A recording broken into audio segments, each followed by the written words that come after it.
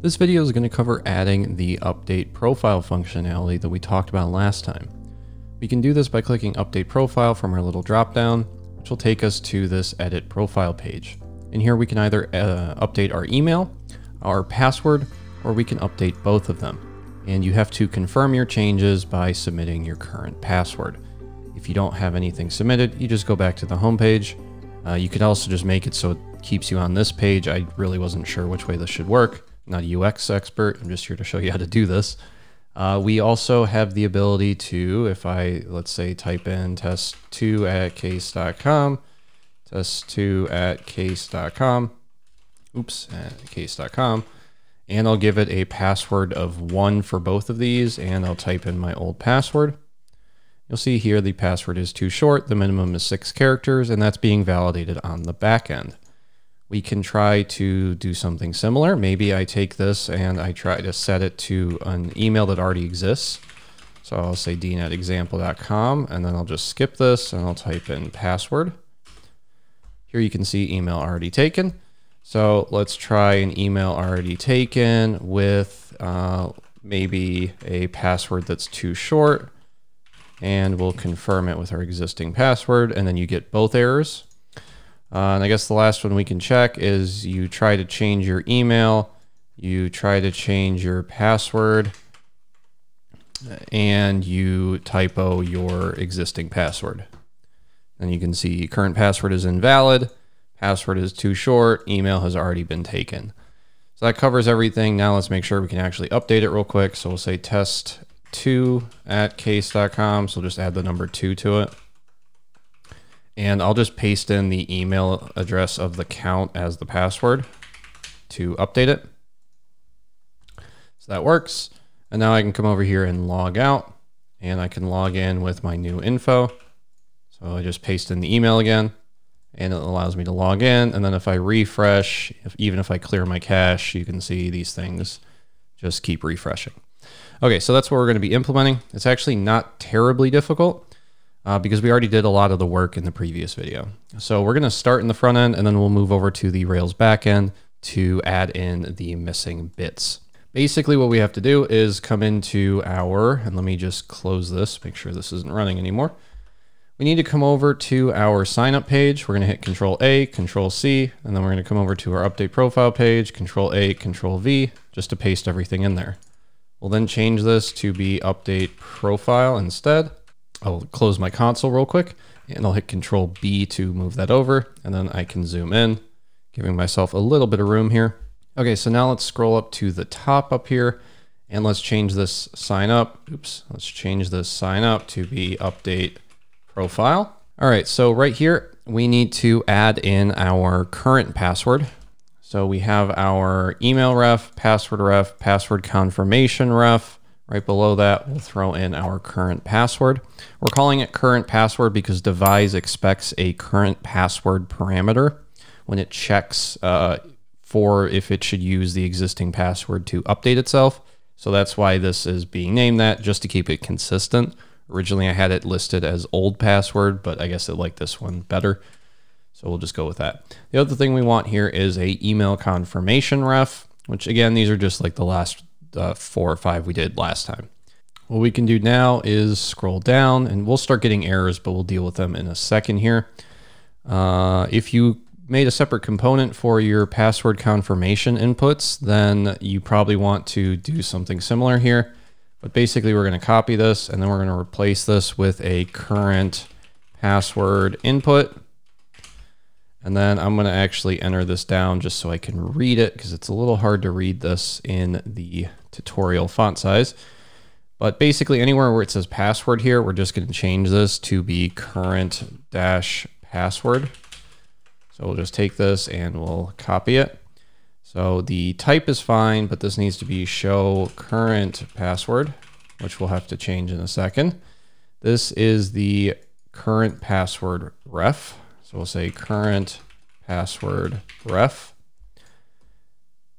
This is going to be set show current password.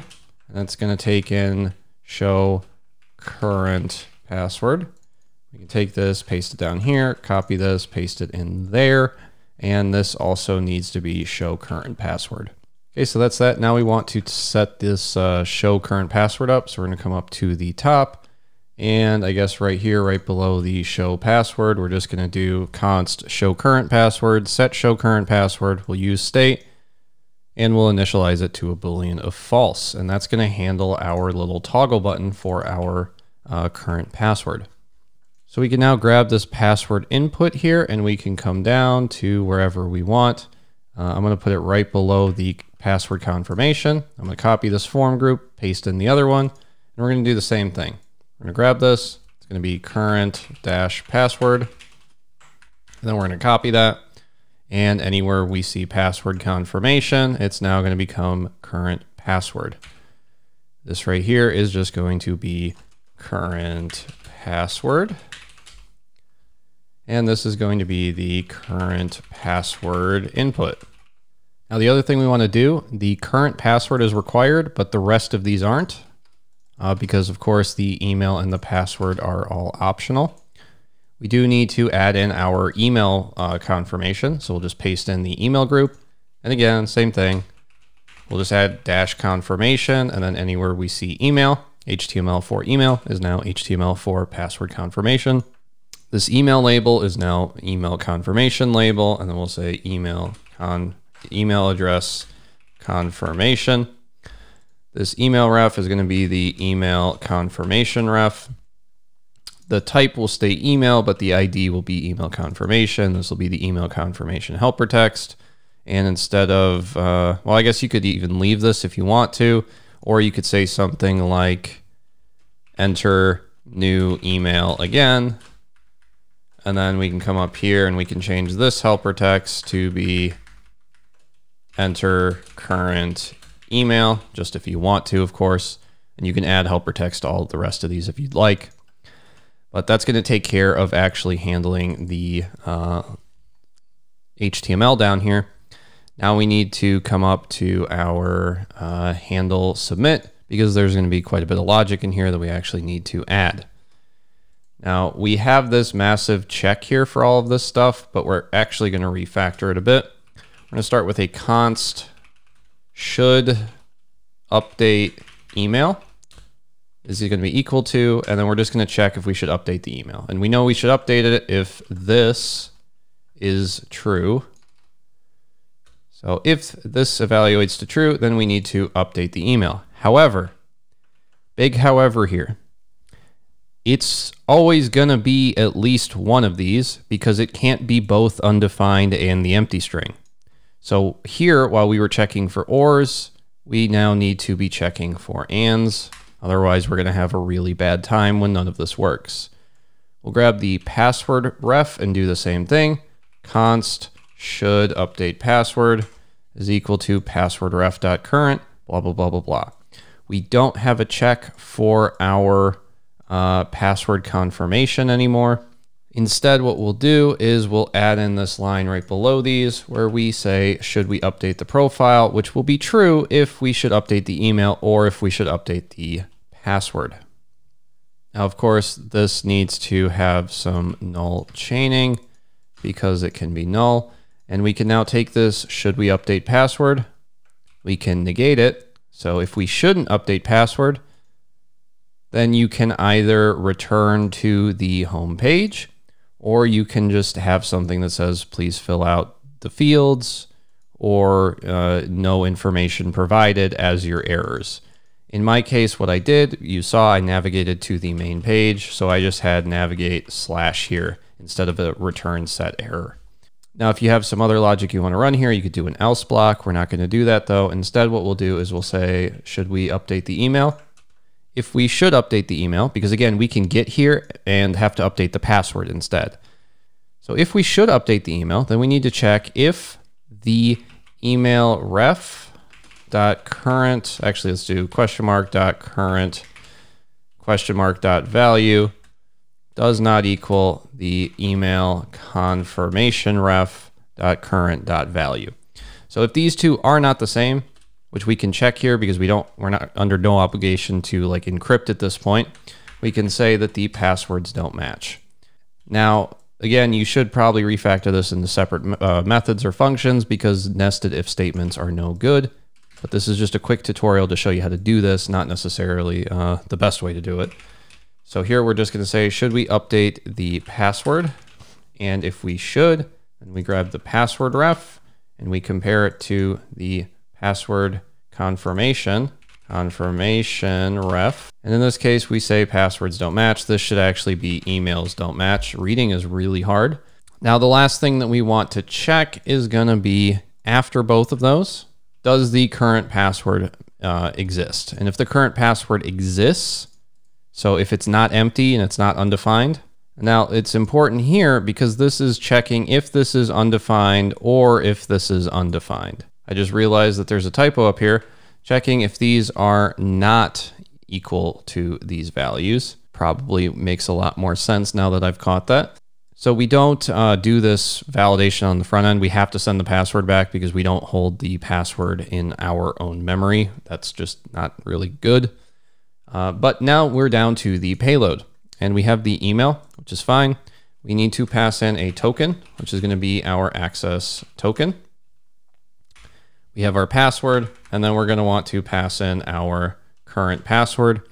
And we need to actually set this access token up here, which I think we have another use state, which we do. So we'll just grab this one and we'll replace this with access token.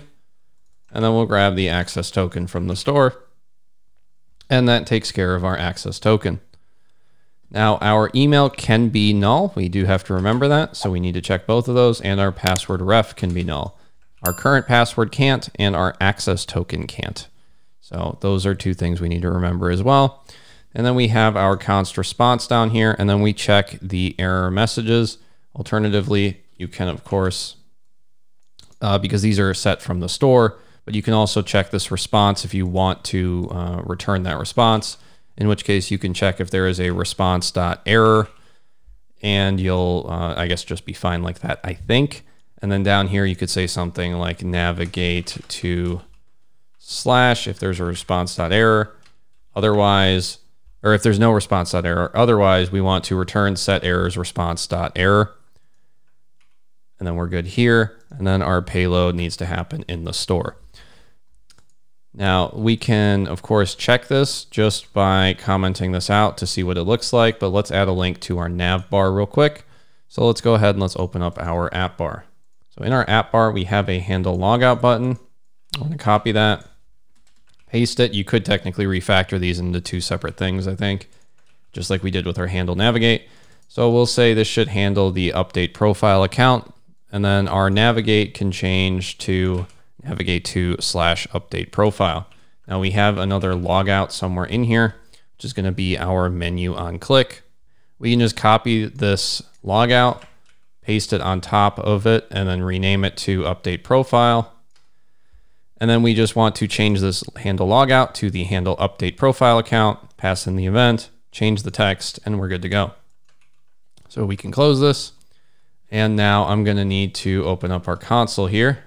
Okay, I had to update my Ruby version because I changed it in my system recently. So I'll just go ahead and run the Rails S now. And that's good. We'll come over here. We'll cd into our front end. And then inside of our front end, we'll run an npm run start. Okay, so there we go. We now have the server started. Let's come into our update profile real quick. And we're just going to comment out everything in here for now. And then we're good. Now I'm going to scroll out a bit so that we can see what we're logged in as. I'm going to click open settings, and I'm going to click on update profile, which takes us to the update profile page. You can refresh this. We're still here. Let's try to change this to test@case.com. And of course, you can already guess this isn't going to work, but I'll just say password. It's not going to take us anywhere. What happens if I get rid of the email? We get an email and does not match. What happens if I put in a password with a... Okay, I actually just realized that there is a slight error, so we're going to go through a quick refactor. Basically, if the email address is valid, or if it's not valid, so if it's like 1 at 1 and 1 at 2, this doesn't match, it'll overwrite the errors shown for the password and the password confirmation. So instead what I did was I left the emails do not match, but I got rid of the return. I then come into the set passwords. So we have a arrow function, and then we just grab the rest of the array, and then we just slap this bad boy on the end here. And we do the same thing down for the current password ref. So this is just a, I guess like a way to append to the use state in React.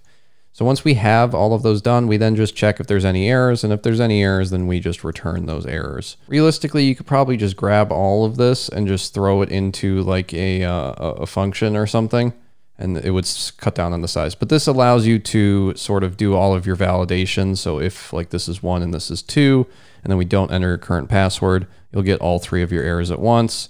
And if this is 1 and 1, and you don't enter this, you'll instead get 2. And then this will give you the single one. So that's sort of what we did there.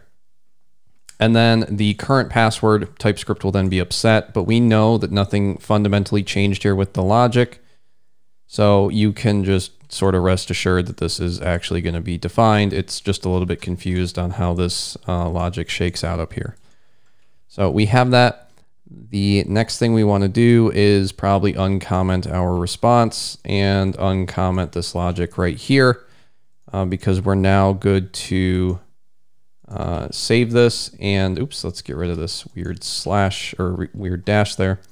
And now we need to sign up the user, but instead of sign up, this actually needs to be update profile. So we'll take this update profile and then we'll come over to our session slice. And for our session slice, you can probably copy like the sign up user, but instead what I'll be doing is I'll just grab it from my existing code base and we can just talk about it. There's really not a lot here that's special. It's pretty much like everything else here. We need to create this interface, but basically we're just calling const export update profile, just like we did with sign up. We change the sign up user to be update profile. We have this interface, and then we pass it along to an API method, and we have a current password and a token that appear first because they are not optional arguments, and the optional arguments have to appear last. So there we add the payload email and the payload password because these might not be here, or at least one of them might not be here. So let's go implement this user update data. So we'll come up to here. We have our login. So let's do export interface this. We say email is optional, password's optional, current password is not optional, but GitHub Copilot doesn't know that. And then we just have a token of type string, or it can be undefined. And then we want our current password to not be optional. Let's grab these two, move them up here just so that the order matches. Then we'll come back down to where we just were. We'll keep talking about this. We now have our update user profile. And again, in this case, we're returning plural errors because there can be multiple. So we just check if the response has any errors and we call reject with value. Otherwise, we return the response. And again, reject with value is coming from this argument right here inside the braces. So now let's go implement this update user profile. So for this, we have to come over to our API and our session API. And in here, what we can do is right, I guess, above the login user with email and password. We'll just go ahead and we'll copy this. Or what I can even do is just say export async function, update user profile. Oops, profile. And then this is going to take in a couple arguments. It's going to take in the current password, which is a string. It's going to take in the token, which is a string or it's undefined. It's going to take in an optional email, and it's going to take in an optional string. We can then open up our braces and assign our data. Our data is going to need our current password, our email, our password. It's going to need our client ID, and my notes here say client secret, but I don't actually know if I use the client secret. We'll just include it just in case, and we'll close out the data. And then we're going to need a const config because we have our token. So we have to set a headers, which is going to be our authorization header with a bearer for the token. Then we can go ahead and close this. Once that's done, we can come down here, return an Axios. We're not going to be doing a dot put. Instead, we're going to be calling a dot patch, and it's going to be for the update profile URL, which we'll have to come up here to do. We have our sign up URL. We'll do a const update profile URL, which is going to be equal to users as well, just with the patch method. Okay, so now we have all that. We have our .patch. So let's go ahead and call a .then response, return response.data. We can then take this, move it up, and then call a .catch. If there's any errors, return error response.data. And then we're good here. So there you go. That is our session API setup. Let's now come back to our session slice. It's going to be upset. So let's hit Control Dot to add an import for it. We'll save this. And then let's come down to the bottom here. Actually the top, because we're looking for the sign up user block. So let's grab the sign up user block, copy it. We're grabbing all three cases. So I should probably highlight all three, do what I'm actually saying. Grab all three of these. We'll come down to the bottom. And right after this semicolon, we'll paste them in. And we'll hit enter on this one. These all need to be update profile. So let's grab update profile, paste it in here, paste it in here. This is all fine. This is fine. I don't think we return a token type, but I also don't think I got rid of it in my notes. Let me just go check. Yeah, I didn't get rid of it, so we'll just leave it there. Basically, the token type is just explaining like what if it's a refresh or a access token. And actually, the rest of this can pretty much stay the same. So now that we've done that, we now need to come back to our backend and deal with this from the backend's perspective. The first thing I want to do is this session API route where we have the patch to /users. I want to add that. So we're going to have to come into our, where is it? Our config, our routes, our API. And in here, right below our post, we're going to put in a patch to to registrations controller, update action, scope to the API v1 users. And then we'll say as user update profile. And we can come up to our app controllers, API v1, users, registrations controller. And then here, what we'll do is we'll scroll up and we'll do a def update profile. And what we want to do is say user equals current user. We're not going to call user.update. Instead, what we're going to do is we're going to say client app is equal to Doorkeeper application find by client ID. And then if you can't find it, basically we're going to do the same block that we have up here from our create action. After that, we need to set our allowed parameters, which is going to look like this. We need to exclude the client ID and the client secret that we sent over because we don't use them. And this right here is proof we don't actually use our client secret. But the next thing we want to do is check if we provided a username or an email or a password. If they aren't provided, we're just going to use the existing info. We'll do this by just grabbing the params right here, where we say allowed params for the email is equal to user.email if allowed params email is blank.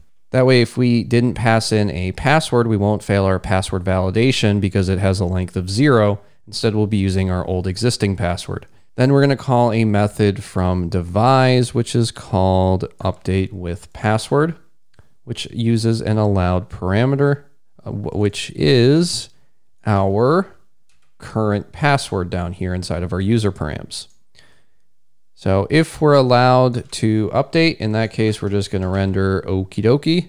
And if we're not allowed to update, then we'll once again render errors, user.errors.full messages. And this plural errors is why when we do the session slice and we have our action up here where we do the update profile, that's why we're checking for response.errors.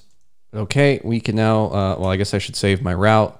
I'll come over to my registrations controller and I'll save my registrations controller. I'm going to exit out of full screen and we can come back to our update profile.tsx, which is over here. It's complaining that we don't have update profile, so we need to import our session slice, or import from our session slice, I should say. Apparently okay, there we go. My VS Code got a little bit confused. Let's exit out of this. Let's come over here and refresh the page.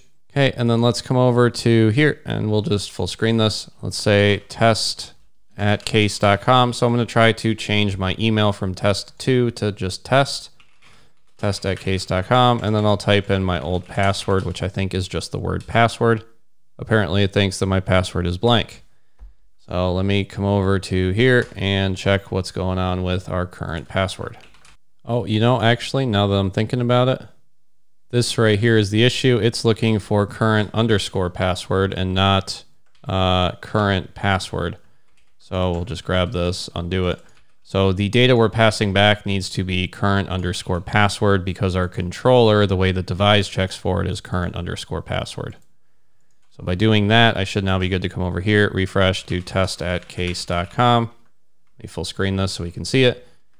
I'll copy this, paste it down here, and then I'll type in my current password. Now it's telling me my current password's invalid, so I'm going to try test2@case.com and see if that's what I set it to.